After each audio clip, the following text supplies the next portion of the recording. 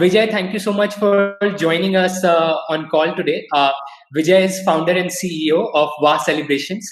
Previously, he was co-founder of CloudCherry, which was sold to Cisco for 50 plus million USD. He has overall, I think, roughly 15 years of enterprise SaaS experience, and he brings a lot of expertise or knowledge and experience to for go-to-market pricing strategy. And Vijay also happens to be a mentor on Sparklehood's board. So we are extremely glad, proud, and happy to have him. And today we'll be asking Vijay to share some of his stories. So the first question, Vijay, what is your story? What made you decide to quit your job and jump into entrepreneurship? Right. So firstly, thanks, Anshul, for the opportunity.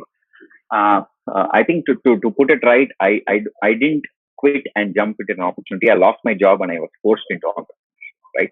So let me give you some context, right? I've been working since 1999, right? For about 2 years, I was a trainer with Aptech and another small company.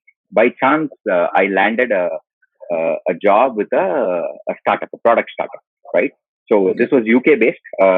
They didn't have a presence in India. They had offices in UK, Dubai, and a couple of other countries, right? So I was in a project. I was in a customer facing role, right? In project implementation. That was my first gig with startup. We had less than 60 people in the company. Okay. Amazing culture, right? And great problem solving opportunities, right? Day to day problem solving opportunities, small wins, right? And to top it all, because it was a UK based company, I was actually on the rolls of their Dubai company, right? So, but was based in India. Hindustan Lever was our customer. So I was supposed to do an implementation for Hindustan Lever, right? And because I was paid Dubai in dirhams, technically it was a 400% jump from where I was, right? At that age, a 400% jump and a great opportunity to work in a product startup, it was a dream come true, right? So I held on to that job for about a year, right? And then unfortunately 9/11 happened, right? So when 9/11 happened, the VC funding that was committed to my company was withdrawn. And they were forced to close all offices except the UK office. Sure. And then I was overnight, I still remember, I think 2nd of October, Gandhi Jayanti, we were asked to, they sent us tickets. We were based in Mumbai, right? They asked to get back to Bangalore. I was based in Bangalore. And then I landed myself at home without a job, right? And for the next 5-6 months, I still remember, I think I would have attended close to 30-35 interviews. Didn't land in any job. And apparently I realized that the hiring managers felt I wouldn't be motivated enough because I was willing to take a pay cut. In the sense, I was willing to go back to my previous pay. I was willing to take a 75% cut, right? But they felt I wouldn't be motivated enough to work at such a big pay cut, right? And then I had to pay my bills, right? And a friend's friend, while we were talking, wanted a website, right? Those days, website was like AI and ML today, right?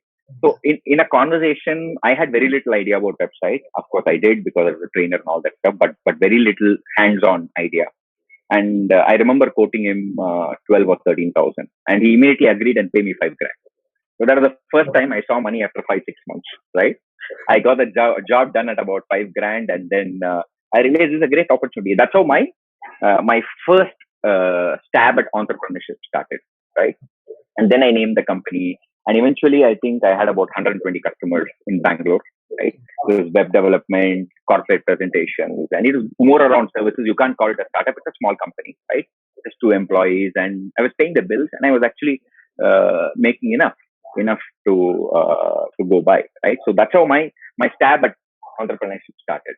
And then one thing led to another. I really wanted to do a product startup because that is where my first stint was, right?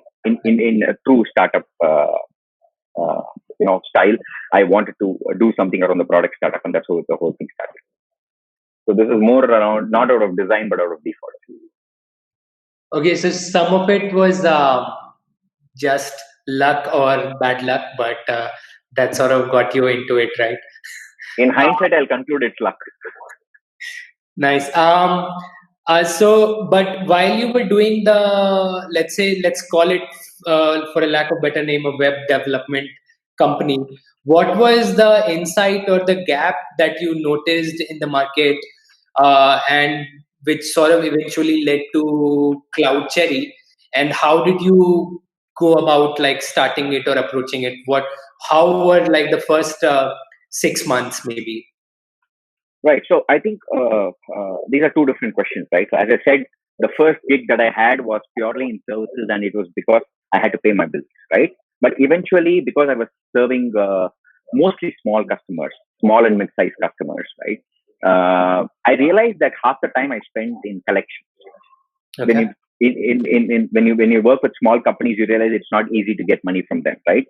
And then I also wanted to do something meaningful because I saw my peers, my friends who had then settled in jobs. They at least they were learning something. For me, it was just day in day out doing websites and getting stuff done, right? And then I joined a company in Chennai. This was I took up a small job as manager of business development for to sell ERPs, SAP ERP, right? And 2 years I spent there more because I wanted some exposure, right? Because I've never been in an office atmosphere, right? In a business development or in a customer facing role, right? Even the first job that I had was a solo role where I was based in Mumbai working with Hindustan Liver, right? I did get that, and then I started a ERP on demand company, ERP product, right? We did fairly well. We were funded by Bloom, right? And we acquired customers across India, and we had very good traction for a kind of budget, and we were very well known in the industry. But one of the challenges we had was we were working with small and medium manufacturing companies in clusters, right? And working with manufacturing companies, the huge issue that they have is cash flows. And therefore, when you're on SaaS, collections don't happen, right? Eventually, I had to pivot. And when I had to pivot, I ran that for about 3 years. And then after 3 years, I realized it's not getting anywhere because on one hand, we were burning a lot, right? But we are not collecting enough money, right? So, and we realized it's very hard to change the market. And ERP is a very complex product, right? And working on 3 ideas. One of the ideas was CloudCherry, right? So I'll give you the perspective behind how that idea came about, right? One one reason was I didn't want to any longer work in an industry like manufacturing. I wanted to work with a forward-looking industry in terms of technology, right? So that the adoption, you don't have to face the day-to-day challenges, right? The other thing was I was very keenly looking for opportunities, right? And one opportunity that I saw then, because Twitter and other social media handles were coming up, was that a lot of people started tweeting, posting on Facebook. This is around 2011, 2012, around their experience that they had with a brand, any brand for that matter, right? What I also noticed was around 2011, 2012, you had a lot of brands who were interested in understanding customer experience. They had this feedback forms, right? Some of them used to send you an email, right? All of that. So what I realized was every brand owner and manager basically cared about a customer experience, right? They wanted the customers to be happy. And that is the reason why they become a brand, right? But when you scale, what happens is that promise gets diluted. I mean, you would have experienced this yourself, right? Like, let's say you go to a fast food chain, right? On one particular location, it'll be great taste. Somewhere else, it is a franchisee, you will not be very happy with, right? Whatever they serve you, right? But I said, on one hand, you had brand owners and managers who were interested in customer experience. On the other hand, you had consumers who were not happy, who didn't feel that the experience was consistent, right? If I can build a technology, okay, wherein if I can put an unhappy customer in front of the brand owner or manager, I thought that would be great, right? So essentially started as a feedback platform. I said, can I get customer feedback in real time? And in real time, send it to the brand owner and manager. Somebody who cared about customer experience, be the owner or head of customer experience, whatever, right? So it started with that, right? And then I got signing. I started tapping into my network, right? I approached a few brands that I knew, a few brands that my friends knew. Most of them liked the idea. They said, wow, if a customer walks into, let's say, my Bandra location, and if he's unhappy, the pitch was, before he walked out of that store, you will know that you have an unhappy customer. Before he goes and tweets about his experience, you'll be able to interject that customer right? And understand what went wrong and amend it if possible, right? So that people were interested. That was the idea. That was the opportunity that I saw, right? So that's how CloudCherry. Okay. So, I mean, couple of things, right? One is you always kind of remained in B2B industry, although since you were working with SMEs and small owners before, where the payment was a challenge, and as you said, you wanted to move to sort of forward-looking customers. So you again moved to B2B, but here, like the customers were more again like technology customers, right? Like. It's like you took example of a store guy in Bandra. So if I walk into the shoe store in Bandra, can you just talk a little bit more about like CloudCherry, how the solution works? So No, it's clear. I didn't say a shoe store, right? So basically, the first customer was India's largest spa called Soham Spa, right? At that point in time, it was India's number one spa, or so they claim, right? So they had a lot of these customers walking in for various kind of treatments, right? So when they finished their experience, normally they had a paper or a form where customers had to fill it, and they were not incentivized to do it, because the moment you fill something and if it's not great, the chances are the receptionist will chuck it, right? She may not show it to the brand owner or manager, right? So the pitch was, I said, we will place a tablet there. I'll provide you a technology, right, on the tablet device, wherein customers can give the feedback. And the promise to the customer was, on the first screen, was literally your feedback will be shared instantly to the brand manager or to the brand owner. You know what I mean, right? Yeah. And I also helped them not with technology but manually to close the loop. At that point in time, we didn't have great tech, right? I mean, we were just starting up. It was an idea phase, right? So the moment there was an unhappy customer, somebody called the customer. So kind of kept up on the promise. You said, okay, I'm unhappy. You know that the customer is unhappy. Now you have somebody who cares, who calls you, who says, I'm so sorry this happened to you, and addresses it, right? It makes so, one of the things that as consumers, we always forgive bad experience as long as we know that somebody cares. Right? It's not a perfect world, right? But the problem is when nobody understands that you have gone through this, or nobody does anything about it. That's when you go and rant on. It's also not good for the brand. Right? Started like that. Okay. So the main insight from the customer's end was kind of making them feel that their voice would be heard. That kind of clicked, right? Yeah, absolutely. When people do SaaS or B2B businesses, generally sales cycle, or from the time you create your lead in or you create your sales funnel, that from the time you make the first approach to the time you finally close, it takes a long period of time, right? Any advice around that, like how you initially kind of like got those initial early customers really quickly? What helped? Was it your network, or was it your experience in the market? What was it? So I think early customers, I mean, if it depends on what your customer persona is, right? So if it's going to be an enterprise, the best way to do that is to network, either your network or your mentor's network, right? Enterprise customers would be that, but any long tail customer, let's say a global customer, a typical SaaS customer who pays $10-20 a month, you've got many channels like Google AdWords and various social channels to which you can acquire them. But I think restricting your discussion to enterprise customers, it's best that you go through your network, right? Identify the right customer, because that's extremely important.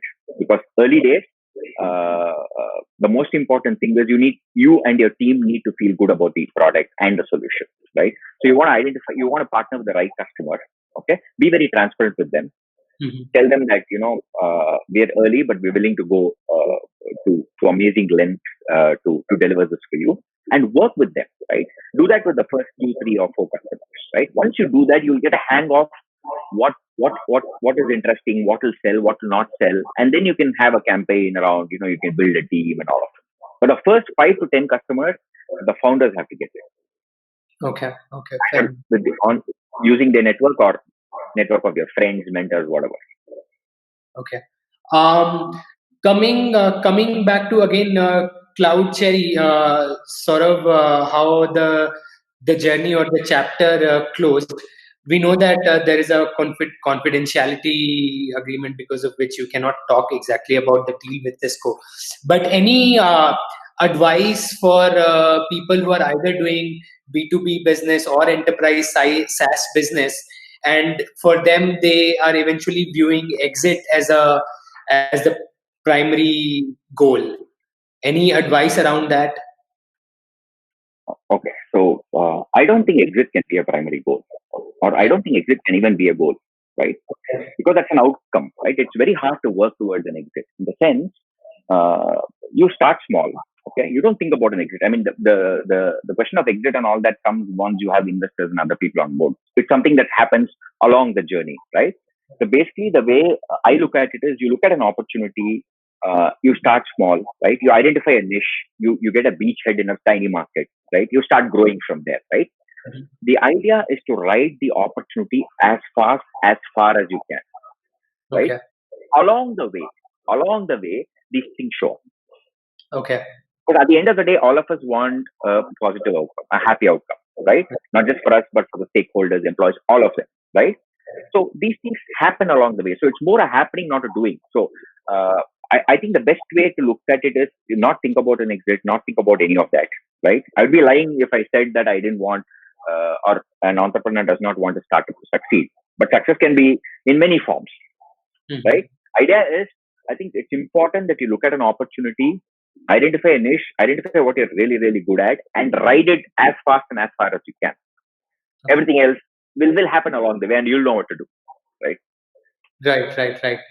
Right. I mean, it's kind of like, I think what you're also subtly hinting at is, if someone is aiming at an exit as the main goal, then you might not like build a company that is that great, or your motivation might not be aligned to the right outcome, I guess, which will play out in yourself and the initiatives you take, and will show up, and your team will also notice that in you. Yeah. As I My said, I don't think you should be aiming at an exit. If you are Right. aiming at an exit, on the day you start or on the very early stages, then you should not be doing what you do. Right. Simply because that's not how it works. You'll fall flat on your face. The idea is, look at the opportunity and really ride it. Right. So That's it. so don't go after the myth of exit. If it happens, it's a bus that comes on the journey on the road, then well and good. Otherwise, you keep walking. Yes. All right, cool, perfect. We'll keep the interview short. Any advice for people who let's say haven't done entrepreneurship, and kind of people we are also targeting at Sparklehood, but have strong work experience, on they understand their space really well, but they have a lot of constraints, either due to family or career risk, or maybe they are slightly risk averse, right? Any advice for these people to how they should get started on the journey? As I said, I think it's important that you understand why you want to do it. Right. Okay. By why, I mean either you look at an opportunity and say, wow, great. I think there's a great opportunity. I can create something in this space, right? Clearly define why you want to do that. And by why, I don't mean the money, right? Hmm. So identify what problem you're going to solve, what's the opportunity, right? And Hmm. what excites you. So all of them have to come together, right? Once you clearly define what that is, right? Don't quit your job. Have a 100-day plan. Right. Okay. By 100 days, what I mean is, you'll be surprised how many people overestimate what they can do in 100 days. But that's in a way good, because it will give you a reality check, right? Right. So by a 100-day plan, I mean, write down your 100-day plan. What is the outcome you want at the end of 100 days? Okay. Mhm. And work backwards, reverse engineer, find out who you need along, who you Mhm. need to tag along in order to achieve that. It could be full-time employees, it could be consultants, it could be, when I mean consultants, I mean mentors, it could be friends, network, whatever that is, right? Uh, you don't even have to create a product, in the sense you don't have to really invest before you understand. So find out what the problem is. Find 3 to 5 customers Mhm. who's willing to spend on you. Mhm. By spend, I either mean money Mhm. or spend time. When I say time, okay, it you need to track usage. If an enterprise customer, okay, even someone who does not pay you money, is spending, let's say, an hour a day on your platform, or 1 hour a week on your platform, Mhm. they're doing it because there is some value that they're seeing. Right. Otherwise, we don't. Right? So Right. understand the space really well. Obviously, my assumption is people who want to jump into entrepreneurship after having worked as a professional for a period of time would be around that domain itself, right? Most often than not. So you will have some domain knowledge, but try and get a deep understanding of the problem of customers, why they are buying, why they are interacting with your product, or why they need your services. So understand the value component really well, right? And then at the end of also figure out the money, right? For 100 days, for what it's worth, you may have to spend some money, right? Figure out the money, identify the team, identify the problem opportunity, get to customers, 3 to 5 customers. As I said, use your network. Even if it's in the B2C space, you can use your network, right? Work with 5 people, not more than that. At the most, 8 or 10 people. Don't go beyond 10, right? Spend a lot of time with the customer. Ask them a lot of questions. Get a deep understanding of your space, and then things will naturally take a form. At the end of 100 days, you will also realize what it takes, be totally hands-on, and you will know what to do next. Okay. Perfect. I think very well put. Talking to early customers and really identifying the problem and the value that you are giving to the end customer, right? And using your network, which you also kind of did for your startups. Thank you. Thanks, man. Thank you so much. Bye-bye. Right.